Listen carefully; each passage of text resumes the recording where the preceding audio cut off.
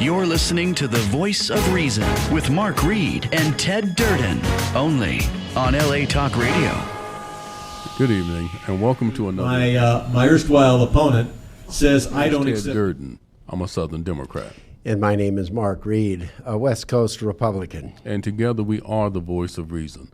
For those of you tuning in for the very first time, this is a politically motivated podcast where civil discourse is the order of the day. Well, Mark Reed and I find we have more things that unite us than we do that divide us. And having said that, I'm going to give Mark an opportunity to make a brief statement, then I'm going to give my monologue. Well, we're going to have an exciting show. This is the final episode of our three-part series. We wanted a four-part series where we went down to the Arizona border in the Tucson, Arizona area with Ivanka. We've already aired the interview with Jim Chilton. Chilton, right. And last week we aired the one with Tim Foley, the founder and CEO of the Arizona Border Recon. Right. Tonight we have an exciting interview. It's about 41 minutes long with the sheriff of Pinal County, Sheriff Mark Lamb. And you've probably seen him quite a bit. He's always on Fox News. He's on the other stations as well, believe it or not. He's very bipartisan in his approach to law enforcement and what's going on in the Tucson, Arizona area. So it'll be an exciting interview. So, be sure to watch that. We got about 10 minutes of yapping we're going to do. And I'm going to toss it back to you because it's your turn for the monologue. You're just trying to avoid it, aren't you? Not at all. You know me. You and I, we love to talk. Absolutely. Hence the show. What I'm going to talk about this evening is I'm just going to cut straight to the point. It's about the right to vote. We have the Southern primaries that are occurring on Saturday. And then next week we're going to have Super Tuesday. I cannot tell the listening audience, every vote counts. So I urge each and every one of you, if you haven't registered, I'm sure it isn't too late, especially for the California primary, go ahead and register because every vote can and will make a difference. That is your opportunity to express your opinion, your choice, to raise your voice.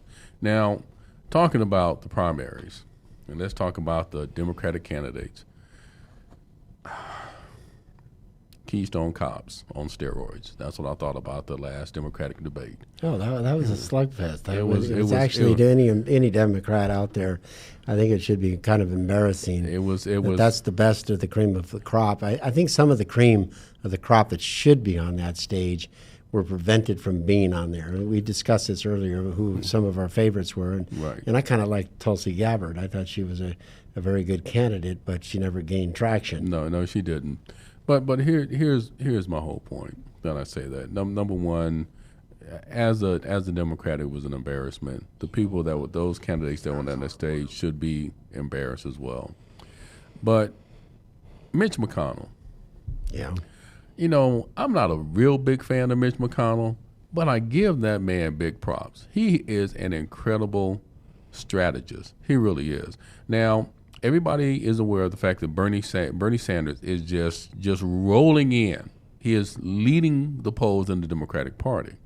And it looks like possibly, unless the South shores up Joe Biden, which I fully anticipate that it will do, especially with the endorsement that he got, that they want him, Bernie Sanders, he may be the presidential nominee. And as I've said before, if he does, I believe that Trump's going to walk right into the White House. What I admired about Mitch McConnell is extremely reserved. And it has been rumored that the Republican Party is urging in the open primaries for the Republicans to vote for Bernie Sanders to push him closer to becoming the Democratic nominee.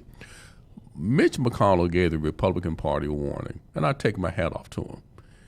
He said, be careful what you wish for, because remember, when Ronald Reagan was running, the Democratic Party wanted him to become the Republican nominee because they never believed that Americans would vote for an actor.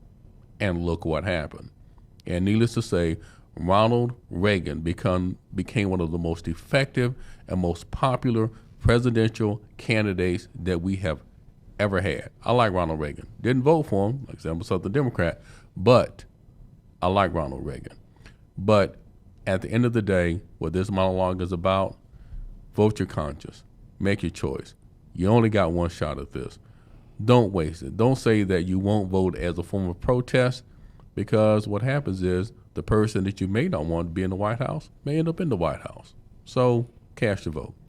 Well, I've said quite often, Ted, that this election really isn't about Republican or Democrat. This election really is about your values, your kitchen table values, your community's values.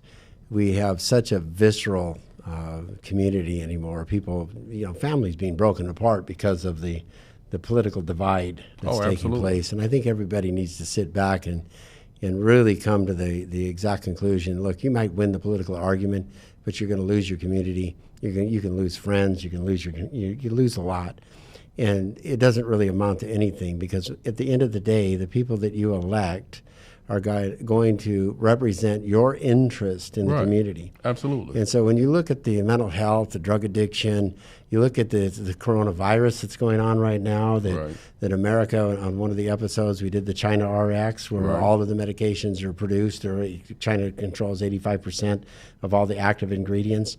You're seeing this thing that's been created in China coming out as a pandemic. Everybody is freaking out about it. The politicians are politicizing and politically weaponizing this thing. And you look at it, it's like, okay, look, the flu, there's 45 million cases of flu every year. Over 60,000 people die of the flu every year. So they're politically weaponizing the coronavirus. But the truth of it is, if you look underneath the hood of this animal, what's happening in the stock market, we're losing 2,000 points. Why? Because the supply chains are now once again being disrupted because of what's happening in China. We need to take a serious look at our economy, the supply chains throughout the world, our manufacturing base, look at certain things as national security aspects and bring them back home. And otherwise, we're subject to what happens in these other countries. China lied about the coronavirus. We still have no idea where it originated from. No, we don't. There's a military laboratory there where, I can't pronounce the city, Wazhou or whatever, in China. There's a military base that works on bio weaponry. Weaponry, okay. Right, and so there's rumors going around maybe they produced it there and it got out. We have no idea, but this is once again American technology and ingenuity. We're the first ones who created the first vaccine now for the coronavirus. It's going in for human testing. This is where American ingenuity and research and development is at its best. Far surpasses everything in the world. We see a problem, we stand together and we fix it. Yes, we do. And this is what politicians just really don't get. They can probably, if politicians in Washington, D.C. saw this show, they'd be going, the hell is a Democrat or Republican sitting at the table talking? Well, that's the whole thing. When Schumer came out and he's blasting Donald Trump. Look, instead of blasting Donald Trump or complaining, why don't our congressmen, why don't our House of Representatives get together and solve the problem? It's like you and I say, a problem does not have a political affiliation, neither does a solution. Just fix the damn problem. I don't care where the idea comes from. Just fix it. Stop finger pointing. Stop complaining about not enough money being assigned to it or whatever. Just fix it. That's it, pure and simple. Exactly. Before we go on to our taped interview, I'm going to give a plug to Ted and I are co-moderating an event at the Houses of Light Church in Northridge this Saturday from 2 o'clock to 4 o'clock. We did an episode on it. It's the health, HIV prevention, sex, and gender assignment curriculum that's being rolled out throughout the state of California and throughout LA County, Ventura County, and Orange County. And it's really, it's in our bipartisan opinion, it's a horrendous curriculum that is indoctrinating children at a very early age. And I would consider it really on the level of child abuse. But we are going to be moderating this because they wanted a bipartisan look on it. They have 4 experts that are going to be there, and we're going to tackle the entire subject matter. So if you want to participate in it, go to my Facebook, Mark Reed for Congress, or go to my website, Mark Reed for Congress. The invites are on there. You can come. It has a large capacity, but it's a limited capacity at the same time. So make sure that you RSVP or get there early, because parking is going to be a little bit on the horrendous side. And on that, I'm going to give myself a little bit of a promo here as well. I'm running for the 30th Congressional District. I've gained the support of a lot of the Russian-speaking community, the Persian Iranian-speaking community, the Jewish communities, and even the Muslim community. I have a lot of bipartisan support, as shown here, with the Democrats sitting next to me, and we're discussing the issues. There's several Democrats coming out and supporting me in this election because I have a pragmatic approach. I'm addressing the issues that we're facing. Like I said, the drug addiction, the mental health care issues, the China RX issues with the manufacturing of our medications and dropping down, but creating safe drugs for our families and our elders as well. But I'm looking at all aspects that are affecting us in the San Fernando Valley. But if you would like to, I would appreciate, and I'm asking for your vote for the 30th Congressional District on Tuesday. With that being said, you want to add anything to that, Ted? Yeah, I've had the pleasure and honor of calling this man to my left my friend. He's a good man. He's a good father. He's an incredible husband, from what I understand. And it's not about party, not with Mark. Mark is about getting things done. I believe that Mark Reed would be an outstanding representative for the 30th District, and all he wants to do is solve the problem. That's all he wants to do. And that's what we talk about on the show. It's about values. It's about what we hold dear, what matters to us most. And that's what this man represents. What matters to us all. Safe community, a school where our children can get a good education and have a safe environment. Yeah. An honest day's pay for an honest day's work. He's about equality. He's about mental health. He's about dealing with the drug abuse and drug addiction in this community. He's ready to tackle the problems head on, get his hands dirty. Mm-hmm. Won't back off until it's done. He's a good man. On that note, we're going to go to a short advertisement, then we're going to go into the taped interview with Sheriff Mark Lamb. Enjoy. We'll see you at the end of the interview. All right.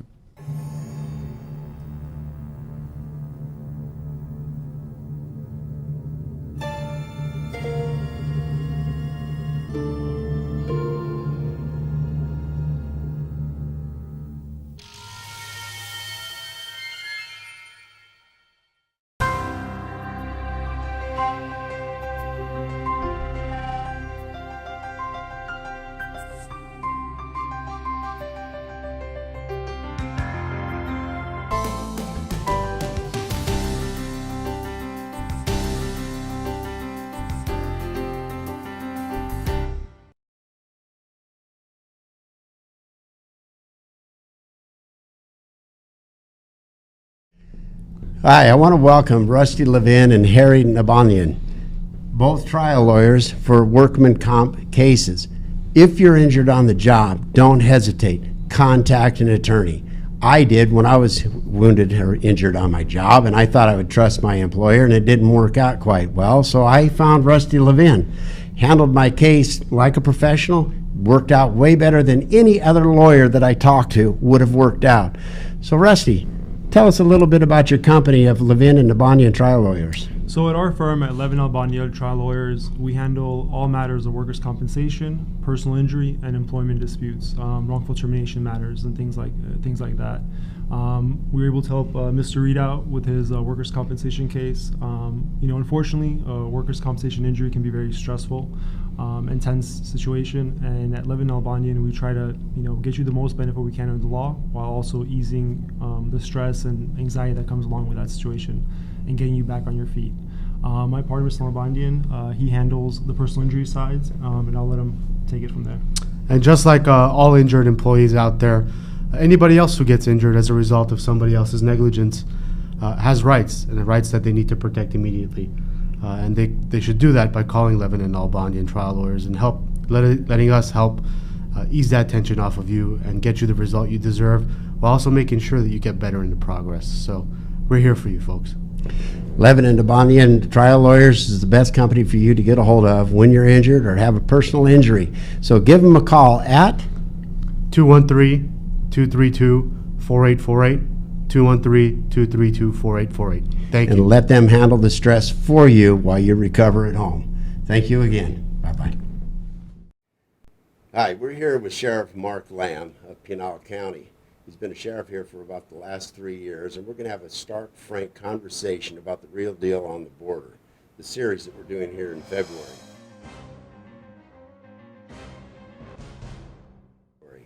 Mark, you want to go ahead and address the camera? Yeah, thank you. Thanks for having me. I'm glad to be here talking to you guys. Well, glad to have you guys here talking to me. Well, we decided to come down here because unlike, the national media getting the little sound bites of what's going on and really misleading the average American of what's happening with the drug trade, the human smuggling, the trafficking that's going on here, we wanted to come directly here and get it right from the horse's mouth. And I've consistently challenged not only our senators and congressmen, but anybody that wants to come and see this or find out exactly what we're dealing with, come talk to me, and I'll give it to you straight.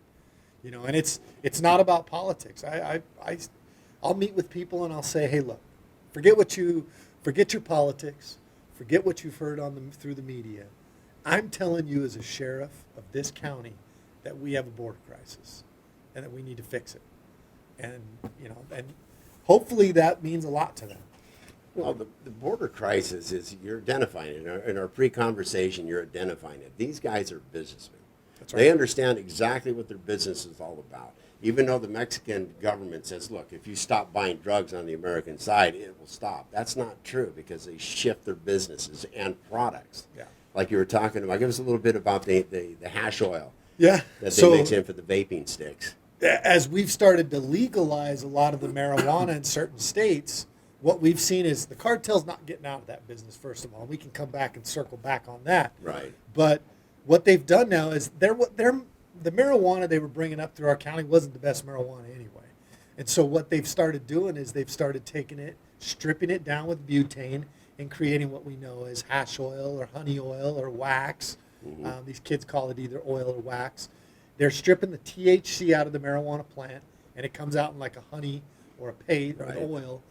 And that's what a lot of the kids are using in schools. They're using a little cartridge of it in a vape pen.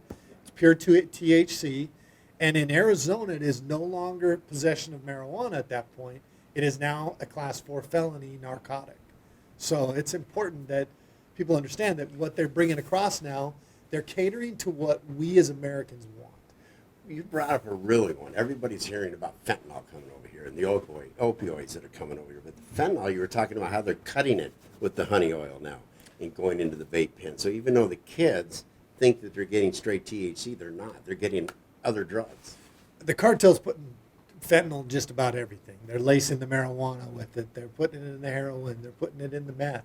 They're putting the fentanyl in everything. Fentanyl is cheap, so they can yield more product. It's a synthetic. It's very addictive. It's very dangerous.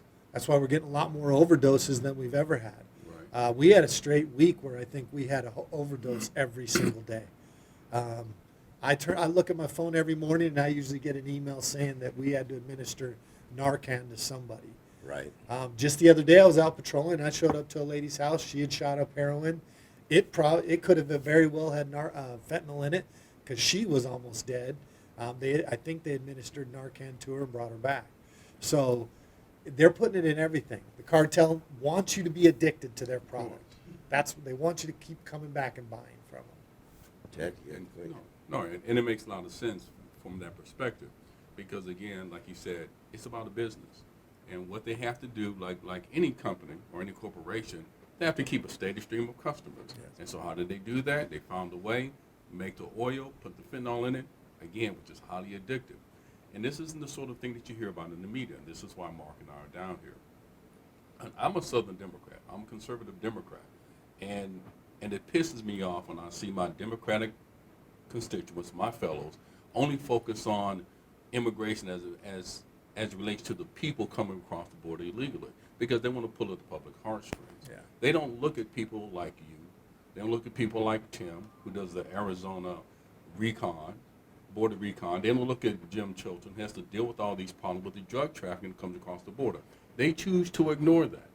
And I like the fact you invited them down. I did the same thing when we met with Tim yesterday. Come down here and see what's really going on. Screw all the heartstring pictures and the videos. Let's talk about what is really going on as an American citizen. And that's what you're doing here. And Exactly. I applaud you for that. Thank you.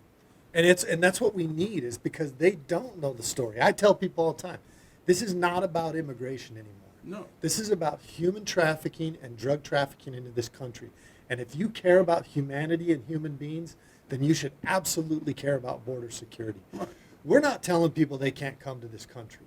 We're telling you can't come into the country legally because it's against the law. As a sheriff and as a law enforcement officials all across this country, we have a responsibility to uphold the law. We can't really pick and choose what laws we're going to uphold. No, and I'm going to analogize just real quick. Excuse me for jumping in. It's a very simple question. If you own a home, I show up, I'm going to take your house. I don't have the right to do that. Yeah. I break into your house. I don't have the right to do that. It's a crime.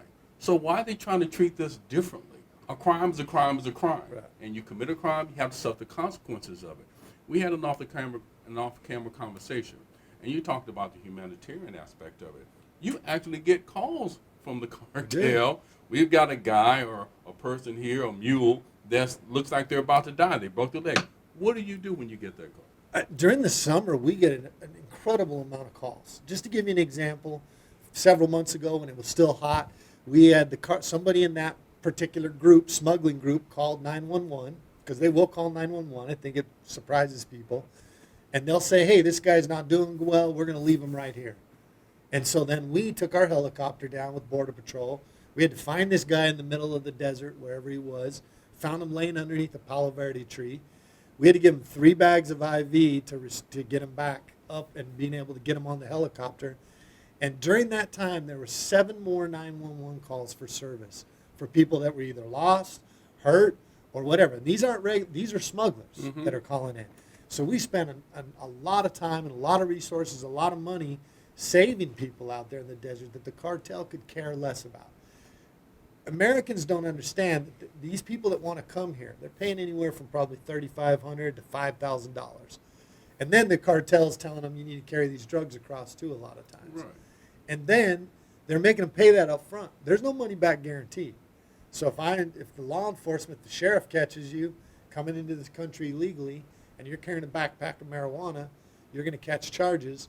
When you go back over there, or even if you're not carrying drugs and you just are here illegally, when you get sent back, do you think the cartel's going to give you a free ride? Most of those people have to try to come up with that money again. And then here's the Machiavellian part about what they're doing when they make the 911 calls. Like you said, after you did that one call, you got 7 other calls. The cartel has also used that as a means as a decoy, because if you concentrate your resources in several different spots, that means they can run more narcotics through where they can't be caught. It's one of their major decoys they use. Leave somebody behind. They know that we care as Americans. Compassion. We care as Border Patrol, Sheriff's Office, CBP. We all care. So if you tell us that there's somebody out there that's potentially going to lose their life, we're going to go try to find them. So now they've diverted our resources and our efforts off to this one person while they continue to pass product through. They use, getting even away from the medical stuff, they use smaller groups as decoys. They have a group that will be bumbling fools through the desert and make all sorts of rackets so we find them. And once we get tied up with those guys, then you got all the other groups going through.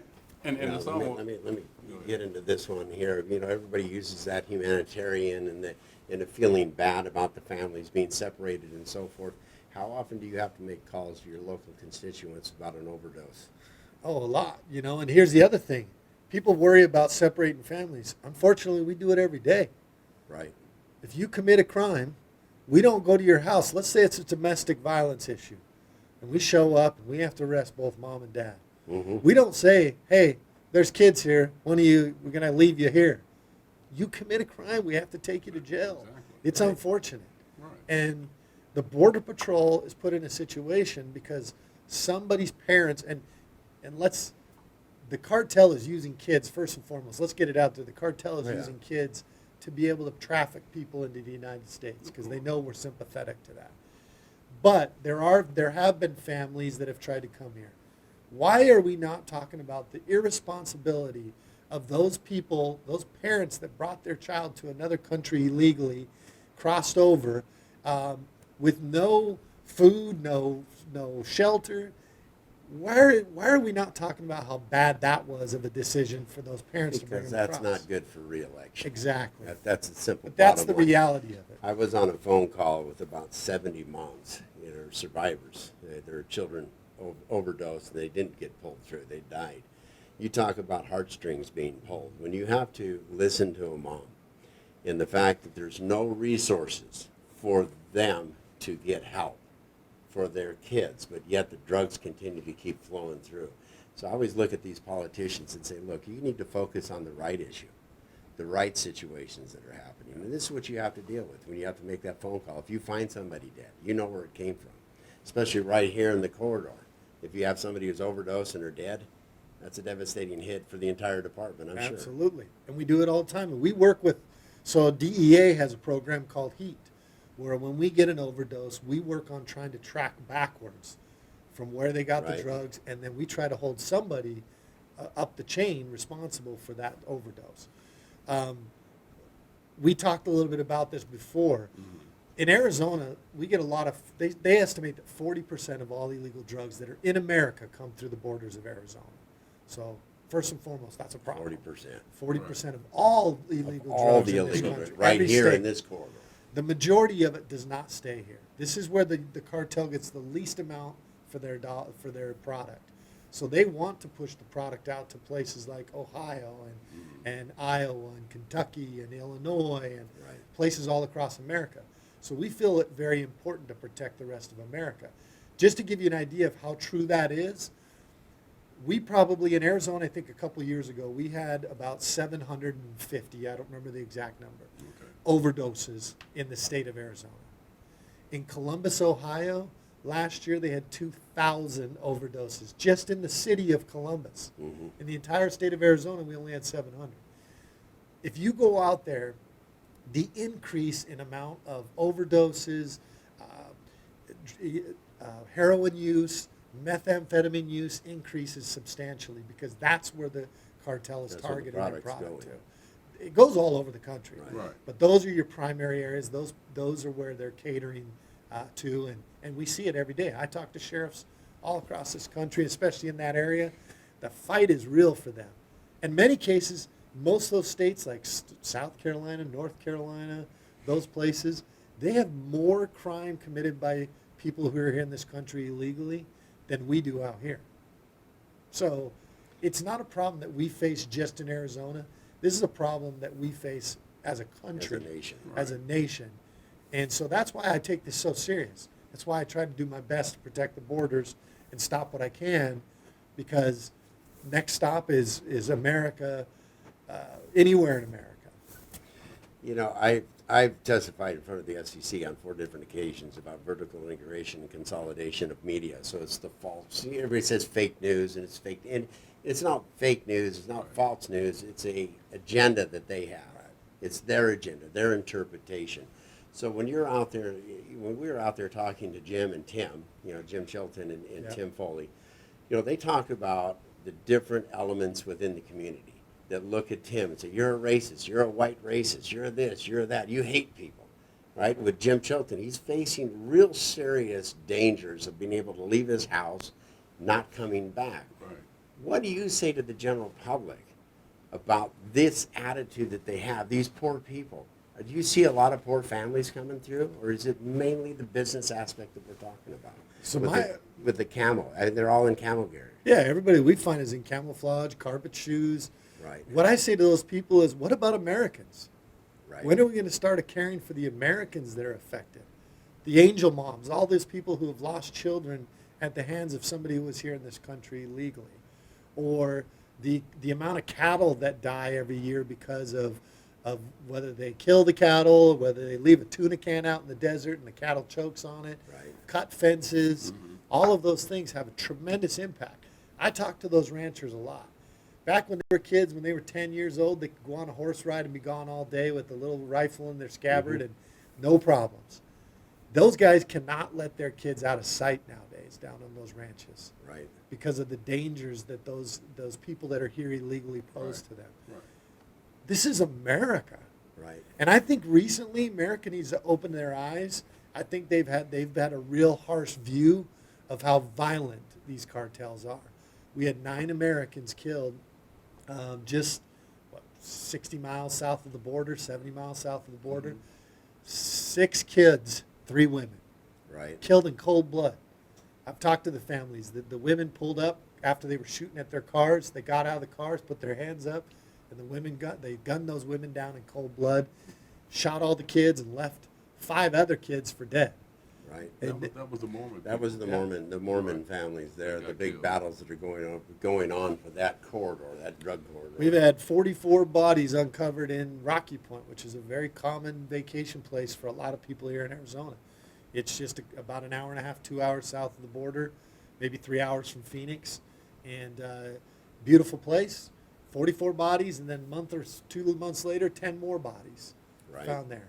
So the violence has always been there. America is now saying, well, are they getting more violent? No, it's been there. We see it here. We see little pockets of it. We have shootouts in our desert. What now America's starting to see it. They can't hide it anymore. And this is what we're trying to tell America. This is a problem. And I'm going to touch on just 3 things real quick. What you said about the decision that parents make, and I got a lot of heat. Mark and I on our podcast, Voice of Reason, which this series will be a part of, the media played that picture of the father holding his daughter who drowned in the river, pulling at heartstrings. It angered me in the sense that as a father, why would you knowingly put your child at risk? Right. Why would you do that? And I can understand it's a noble plight in that sense. You're trying to get to a better life. But why don't you come across here?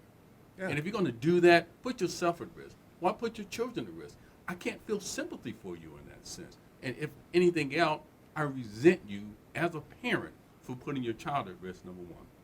And the second thing I wanted to comment on, when you talked about the one that you do find, and you talked about the decoys, it's a business. Off-camera conversation, you estimated, the cartel treats that as a lost leader.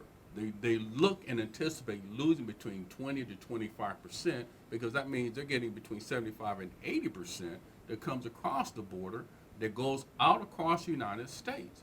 And again, that just makes good business sense.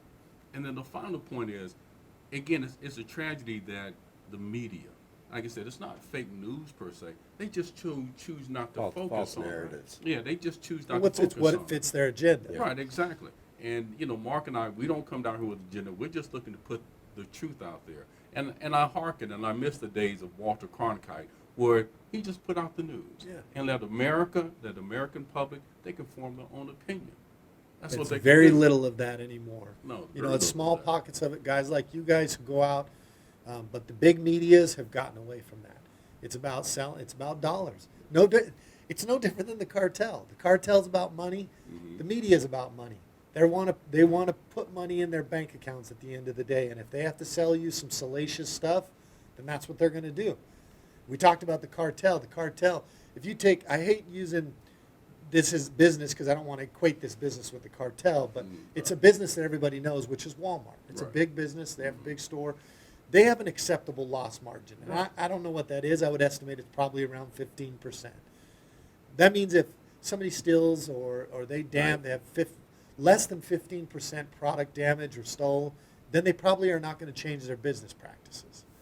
Well, we've been fighting the cartels in this area for 20, 30 years, and it's probably not going to go away anytime soon.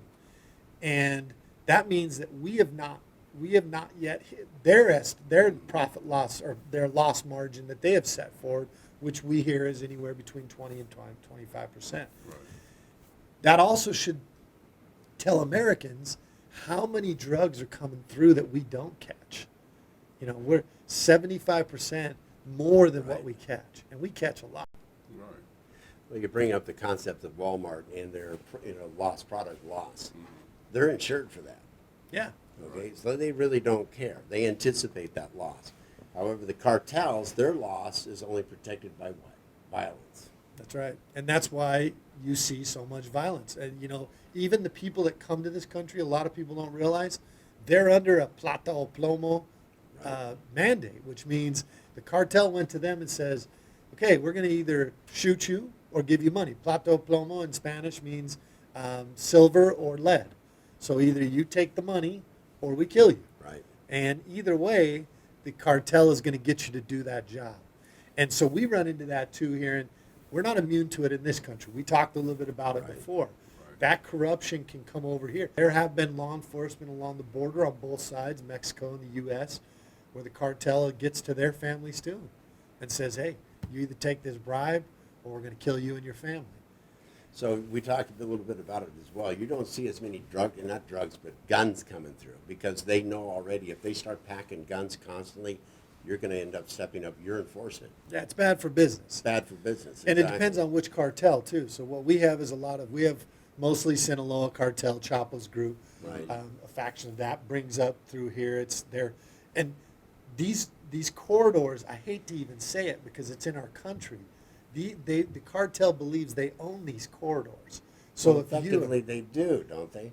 yeah, possession is 9/10 You're trying, you're trying to plug it up. Yeah, we're But trying. the bureaucrats and the bureaucracy is stopping you from doing your job to a large, how would you say, what's the word I'm looking large for? degree, or- Large degree is a good word. Well, I have to say that the current administration has done more for law enforcement.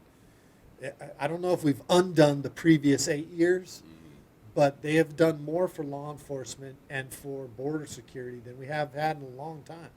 Let's dive into that a little bit because I told you that my family is all cops, all military.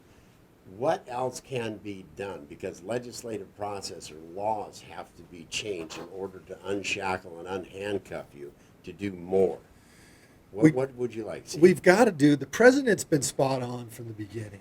You know, build the wall. He said it from the beginning. Now, people get locked into the wall and they just get so uptight about it. When we talk about border security, the wall is a piece of border security. Right. We need more technology. We need more troops on the ground. We need to Right. be able to line the border with more and more troops. We need to be able to increase the wall. Look, say what you want about the wall. In Yuma County in 2006, they had 117,000 apprehensions. They built the wall, and in 2007, they had 7,000 apprehensions. So don't tell me that it doesn't work, because it went from 117 to 7,000. Right. The wall is very effective, but it isn't the end-all, be-all. No, it isn't. So there's some logistical challenges, some topographical problems down there where it's going to be hard to build a wall. They're expensive.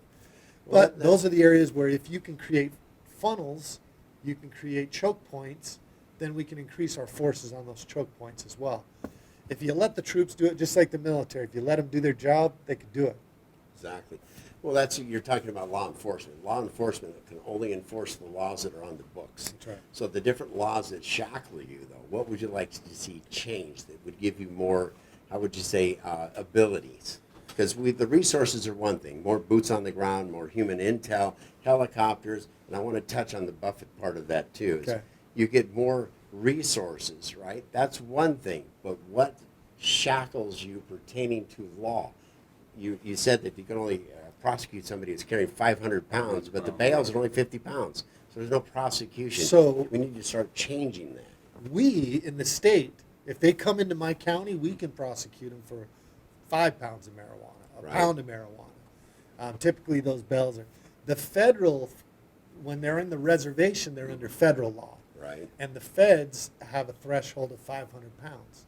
Now, I get partially why they do that because so many people have been caught with drugs, trying to bring drugs in this country. Our federal system is already bogged down like you wouldn't believe. Right. A lot of the work needs to be done on our court system, on our ability to prosecute people in a timely manner and to hold people accountable for bringing drugs in this country and hold people accountable for being in this country illegally. That's where you're going to start having an effect on it. If you just keep sending them back and with a meal and a warm bed for the night, and then you send them back, they're going to keep coming back. We haven't made the consequences hard enough. Right. So for everybody watching, when you're talking about the Fed side, this isn't the president. This is called legislation. This is called the House of Representatives. It needs to get up off their butt and start doing their job. And it's called standard practices, too. Right. A lot of it is it illegal to have a pound of marijuana federally? Yes. Is it illegal to have 50 pounds? Yes. But the prosecution side has said, well, we're only going to take cases where it involves more than 500 pounds of marijuana. Now they'll take smaller amounts of meth and heroin and fentanyl and those types of the drugs, BHO, or the hash oil, the honey Right. oil. But the marijuana, they have just decided that it's not their priority. Now, that's why it's so important that we catch them when they come into the county, because we can charge them, and we will charge them. So the cartels over time, even the runners over time, have figured out exactly what the thresholds are. Oh, they know For exactly. prosecution. They know where the county, where the reservation line ends, and where my jurisdiction begins. They know everything. They've got scouts in the mountains that watch Right. our every move. Right. They watch for the RIP crews, which I Right. was explaining to you guys. RIP crews are other drug dealers that know that the cartel pushes drugs up Right. through there, and they get their little birds that whisper in their ear, Right. chirp in their ear, so they come down and try to steal those drugs from the cartels. Well, tell us a little bit about the arrogance of these guys that you catch at times. It's kind of like they're not telling you to call my lawyer. What are you going to offer me? Yeah, Tell us you a know, little bit about we that. caught a coyote one day, Right. and That ain't the four-legged coyote. no, not the four-legged coyote either. And he started to tell us, you can't charge me because I was on the reservation, and that's Right. federal. And we took out the map and showed him exactly where we caught him. And once he saw that, he's like, all right, well, I want to talk about a plea. Right. So they know. They're arrogant. They know what our system is. If you think the cartel is naive to any of these things, you are wrong. They understand our public sentiment. They understand what our laws are. They understand the stress that it is on law enforcement and how much work it takes from us to be able to stop it. They get it all. And they're continuing to pump drugs in here despite what we've done. And now meth. Meth is a big Right. one now. So. Well, meth, fentanyl, opioids. I always have a hard time with that word. I'm not a drug addict, Yeah. so it's like it's foreign to me. They look at it it's not only as a business aspect, they're using military tactics. It's like you said, the majority of them are coming through in complete camo, which Yeah. makes it even harder for the eyesight to pick up. A couple of weeks ago, we caught a group of 9, and the next day we caught a group of 13. Every one of them had camouflage on, identical camouflage, Right. identical backpacks, carpet shoes. So obviously the cartel. And I can take you down to the desert and show you places where they right at the I-8 where they load out, Right. and you'll see hundreds and hundreds of backpacks, all the same type of backpack that they get standard issued. out And down there. we also saw some video that we watched over at Tim's place, where they've even started using a guide on the back and a guide on the end, so that if they have to split up, then the guy on the end, they both have radios, so that the spotter or the scout or the guide can tell them, okay, go this way or go that way. Yeah, they know exactly. They're very. This is like a military little group Operation. trying to come into your country. They have communications from the mountains, being able to watch where they're at, tell them when it's good, when they need to hunker down, tell them when they need to run, and Is it legal for you to tap into their communications and No. gather intel? we recovered a radio years that's ago. a big chunk of law that needs to be changed then, right? We recovered a radio years ago, and they were stealing the frequency from a trucking company out of Texas. So we wanted to use the radio, and the Fed, we were with the feds, and they said, you can't. It's a violation of Fourth Amendment. FCC, Right. FCC. And we said, well, that radio channel doesn't even belong to them. Right. So, yeah, it's It's tough, just even if we it's recover monitoring it. systems is all it boils down to. But this is where legislation, one of the pieces of legislation that gives you more of a tool in your toolbox to be able to stop it. Now, how about creating better legislation about drug smuggling, just period? Once a drug crosses the border, it's a whole different federal crime, all in itself. Well, and you can create all the laws you want if you don't hold them responsible. Absolutely. And that's the thing, is we have laws there. We have Right. laws that have stiff penalties. These people theoretically are coming here to create a better life. They don't want to be caught with something where it's going to put them in prison for 5 years, 10 years. But then again, are our prison systems even capable of Right. housing that many people? Look, there's this is a really tangled mess. Right. And you're right. Legislation needs to take place to try to clear up some of these tangles. We've allowed the problem to propagate to this level, and now we want to try to fix it. And it's going to be painful. I explain it to people like this. I've had some very liberal media sources come here, and they always leave with a different opinion of what they thought. When they leave here, they get it. They understand what we're dealing with. and some of them have asked me, what do you do? Just round everybody up and send them back? And I said, look, that's not what I get paid for, okay? This is a problem that has a very difficult solution on the backside, and I don't know what that solution is. It's like cancer. If I diagnose you with cancer, we have to probably go in and do surgery and cut that cancer out, and it's going to be painful, and you may have to go in a couple times and cut it out, and you're going to have some radiation treatment, and you're going to have a big old scar when it's all said and done. But we've saved your life. And so that's where we're at in this country. Is we have allowed this cancer to spread. We now have to address it. And I don't mean this I don't mean this to demean any of these people, because I know some really good people that are here that have tried to come to this country to make a better life and that have followed the rules.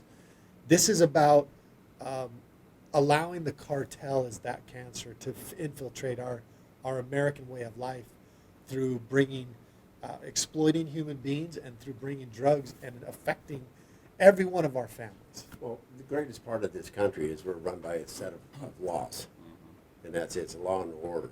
So what you're discussing right there is, we saw this with Jim, we saw it with Tim. You have a real compassion for the human being itself, Yes. just the human being itself. And I think CBP has got it, the Sheriff's Department, the local cops all have it. Everybody has that, and the politicians continually tap into that one element. But the human aspect of it goes deeper into, like I said, having that phone call with those 60, 70 women that are all moms that have to go to their kids' graveyard and say goodbye. It bugs me, and it pisses me off as an individual when I see stuff like that. Being on that phone call changed me completely.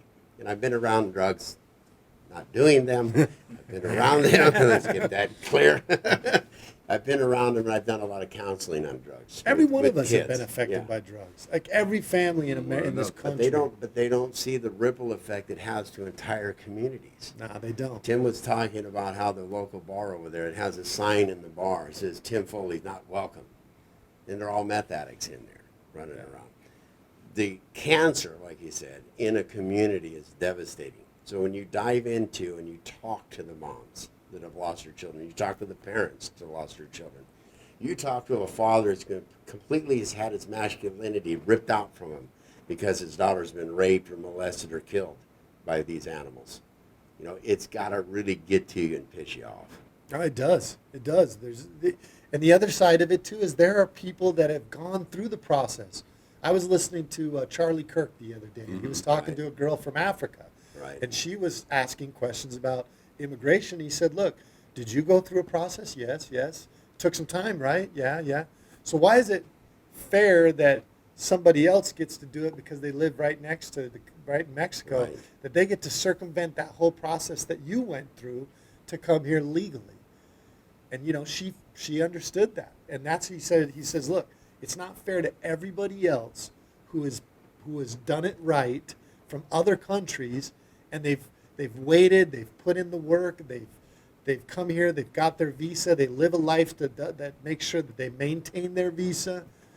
Why is it fair that these other people don't have to do that? And that's the funny part, because the Hispanic Not funny friends, about it. Well, no. The funny part I say that all the time, too. It's like- The funny part, though, is that the Hispanics that do support Trump, when I speak with them about immigration, a lot of them resent the ones that come over illegally. They do. Because their opinion is, look, we've been here for 10, 12 years. We came in the right way. It was long, it was painstaking, it was difficult, but we did it the right way. And same thing. Why should these people get a pass? Why are they allowed to? Yeah. They broke the law. Right. And what did we do? Pat them on the head, set them free into this country to be here for some indeterminate time?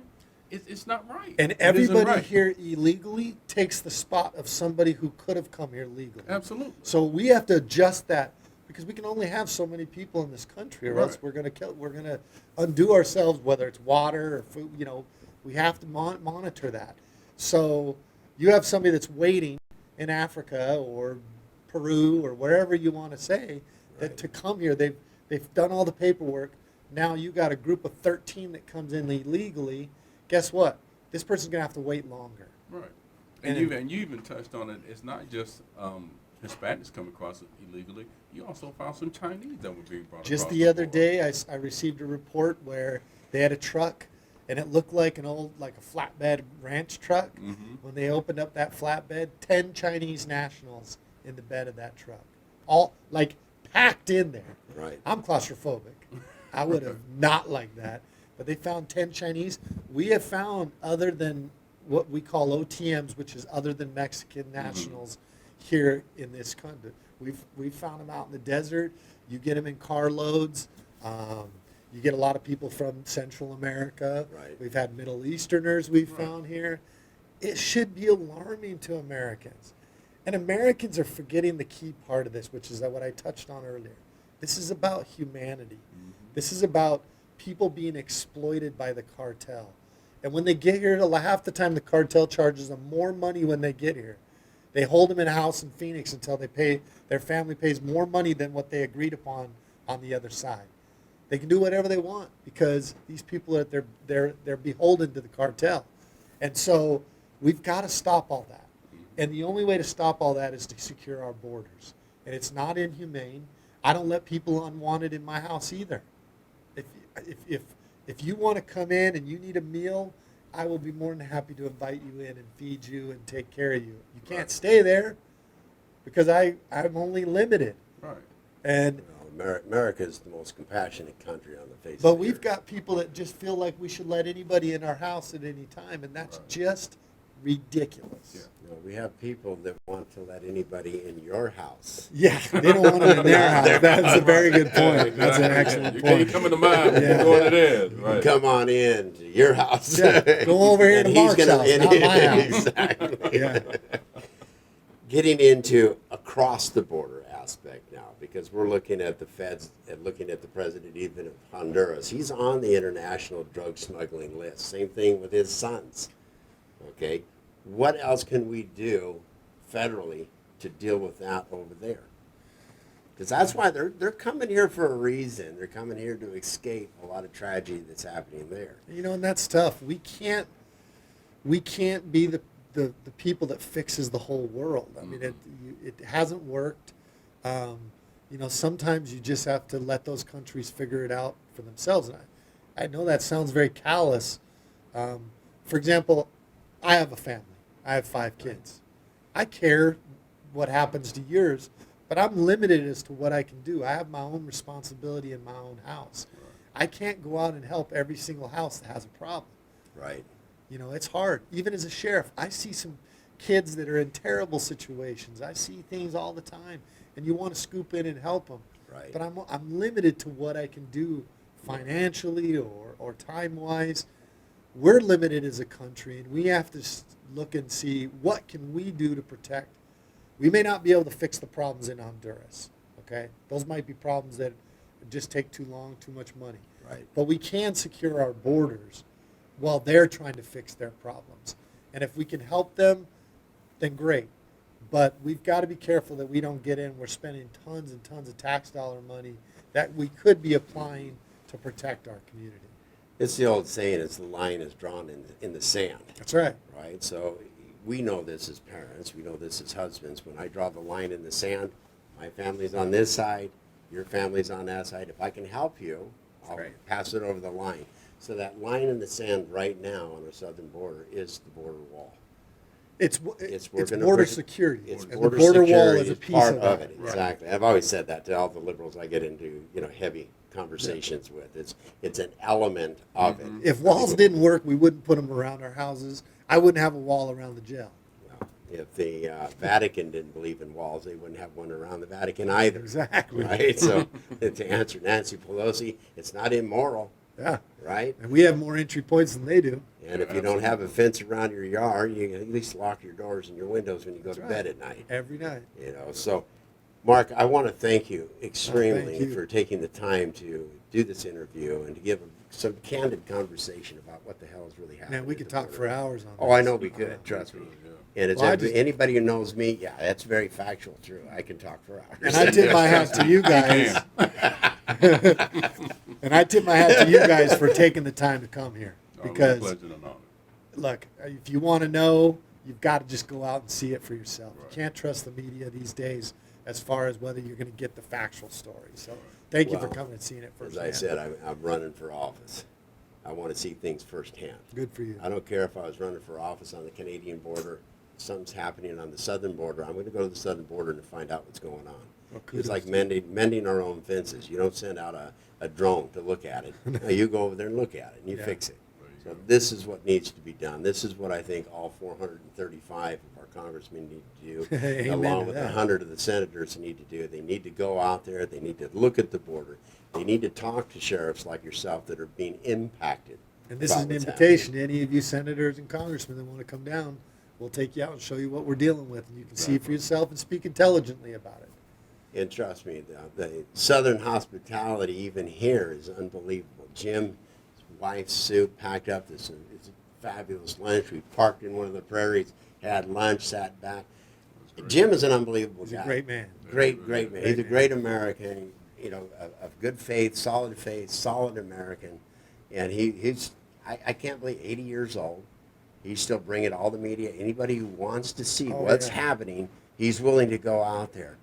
And I look at these people in California where I'm from, they wouldn't even want to take one truck ride out there. They've got their giant four-wheel drive trucks that won't even hit the dirt. But thank you again. Thank you. All It's right? been a pleasure. Pleasure. Pleasure. Thanks again. Thank you for coming down. Appreciate it. My erstwhile opponent says I don't accept debate invitations. I accept the League of Women Voters invitation. The League of Women Voters LA chapter was the one who invited him to the 5 debates with the Battered Women's Organization, with a synagogue, 2 churches, and the American Legion. And he turned down them all flat with the League of Women Voters. Hi, my name is Ted Durden, and I want to take a moment to talk to you about trust, and I trust churchandlaw.com. When it comes to workers' compensation and employment law, you can trust churchandlaw.com. If you ever need legal advice you can rely on, it's churchandlaw.com. Black and white, no gray, churchandlaw.com. 818-230-3110. churchandlaw.com. A law firm you can trust and count on. Welcome back to the Voice of Reason. I hope you enjoyed that interview with Sheriff Mark Lamb. We learned a tremendous amount going down and watching and seeing what's happening there with all the videos. We couldn't air all the videos, but you know, the interviews with Jim Chilton and Tim Foley and Sheriff Mark Lamb even opened up our eyes. And I always say I'm pretty politically savvy and I know a lot of stuff. But you know, when you actually go down there, which most of our representatives haven't, you know, they just haven't gone down there and seen the real deal. When you go down there and you really see it, it opens up your eyes rather than these propped up pictures like AOC did in her all white outfit crying on the fence. Ah! It's like, oh, give me a break. But anyways, with that being said, thank you for all of you tuning in once again to the Voice of Reason and letting us come into your computers and your homes and your cars and your iPhones. And Ted, you can go ahead and bring it on home. Just remember, go out and vote. It makes a difference. It really does. And as Mark said, and I agree, and we talk about here in the Voice of Reason, vote for the person that best reflects your values and has your best interests at heart. And remember, ignorance prevails when rational minds sit back and do nothing. Be sure to tune in next week. Bye-bye. You're listening to The Voice of Reason with Mark Reed and Ted Durden, only on LA Talk Radio.